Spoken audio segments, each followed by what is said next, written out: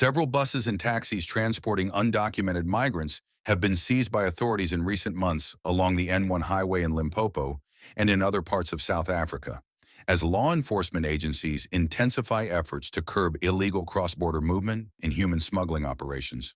I'm going to talk to the head of traffic police here in Limpopo, who will give us more details about that a little bit in a few minutes now. But I just want to talk to you about where we are right now. This is Polokwane Way Bridge, where a lot of these detection and impounding of vehicles ferrying undocumented migrants happen. You know, a lot of these undocumented foreign nationals are intercepted here. I just want to, if you just bear with me a little bit, I just want to show you our background here. You see, if you look at the taxis, there are two minibuses there. You look at the trucks there.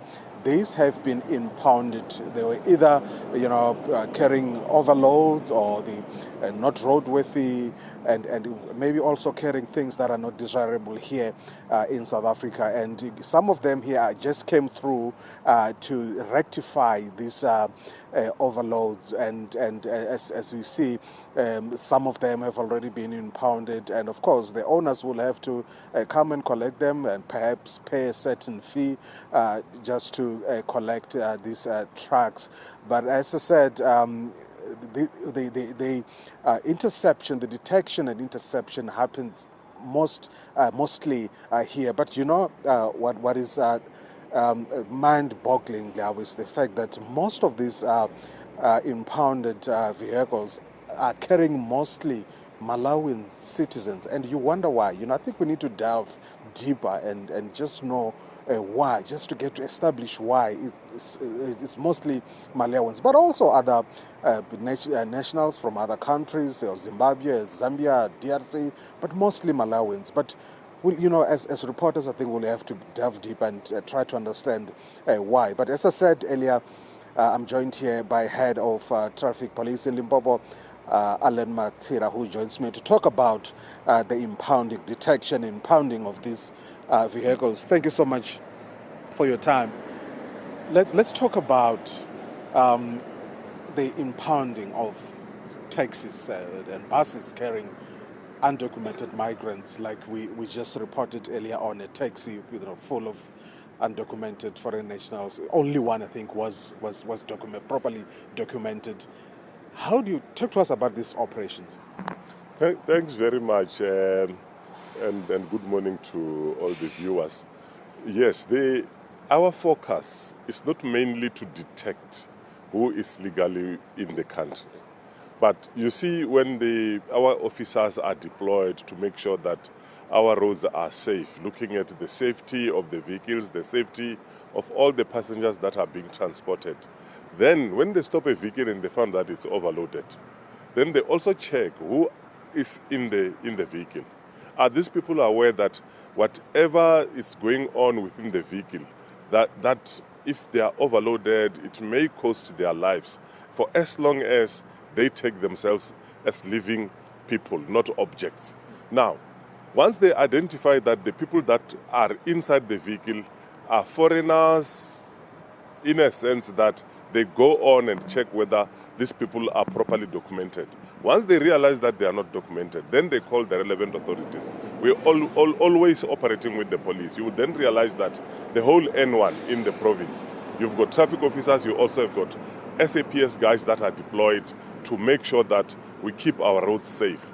Now, they call the SAPS, and then also they then engage with the relevant Department of Home Affairs to confirm that these people indeed, whether they've got proper documents that allows them to be within the country. The unfortunate part is when these people that are get to be interviewed, that are found within these vehicles, are not properly documented. And then that's when the relevant department or authority will take over, and then they will then inform our department that indeed the finding in terms of who was being transported in those vehicles were not properly documented. They are the ones who will then declare that these people were illegally being transported within the country. Yeah. We are over 200 kilometers south of Musina. We are also over 300 kilometers north of Johannesburg. How do these people evade law enforcement from Johannesburg, from Musina. Do you know how? Have you established how?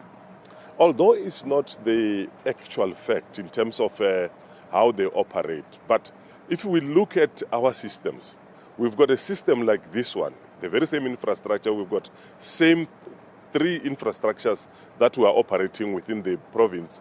The one in Bedbridge, the next one is this one in Polokwane, and then we've got the other one at Zimbabweans, still on the N1. Then we've got another one, the first one from Gauteng, which is Mantsule. But Mantsule doesn't have your testing facility. It only deals with the weighing. Now, if a heavy vehicle or a bus has been detected or went through the system in Musina, we are able to keep that record. But now you'll find that a very same vehicle that was found to be normally loaded in Musina, it's now heavily loaded, found on the N1 at Polokwane. It sends a message already that these people, they've got a network that they get to be picked up along the way. So they've got their own intentions of making sure that they evade the laws, and they know that if it's possible that they can be able to come and pass through Polokwane, the possibility is that then they can use the other escape routes to divert and make sure that they don't go to the Zimbabweans Way Bridge, and then they may also evade the one at Mantsule going south. But coming down, they also make sure that we have got this network that we have picked up, and we are working against it. Now the buses that are traveling from south, we know that they come into our province late in the evening. And now our officers, you will then realize that from November, we have started to deploy 24 hours on the N1 and some other major routes within the province. But we also know that for the mere fact that they have picked up that we are able to deal with them during the day. Now, early hours in the morning, late in the evening, they do those traveling patterns. So we are dealing with those patterns as well. Yeah. We're talking about dealing with those patterns. Are there any plans now to heighten visibility and also strengthen detection? Yes. Look, I may say that the plan for the province is to ensure that we increased our deployment with effect from July. You will then find that not necessarily that for now we are not active. We are active, but then we'll then make sure that we increase our deployment on the N1 to make sure that the whole N1, whether you deal with the escape routes and whatever, we will be able to say how are we connecting those connections with the N1. From July, we will make sure that we increase the deployment to make sure that in the province, we won't be facing these challenges that we're facing now. Mr. Musina, we very much appreciate your time. Thank you so much. Thank you. Well, that was Mr. Ellen Musina talking about detection here in the province. They're talking about also heightening detection and also in terms of strengthening visibility of traffic officials. The latest incident occurred last weekend outside Polokwane, where authorities impounded 2 taxis that were found transporting a total of 48 Zimbabwean nationals who were allegedly in the country without the required immigration documentation. The vehicles were stopped during a routine operation on the N1, a major route frequently used by travelers moving between South Africa and neighboring countries. According to the Department of Transport, preliminary investigations revealed that only 1 passenger in each of the 2 taxis was in possession of a valid passport. The remaining occupants were unable to produce legal travel or residency documents when requested by officials.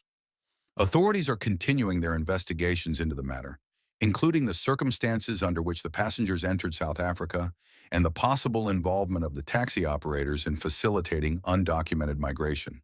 The impounded vehicles remain in police custody pending the outcome of the investigation.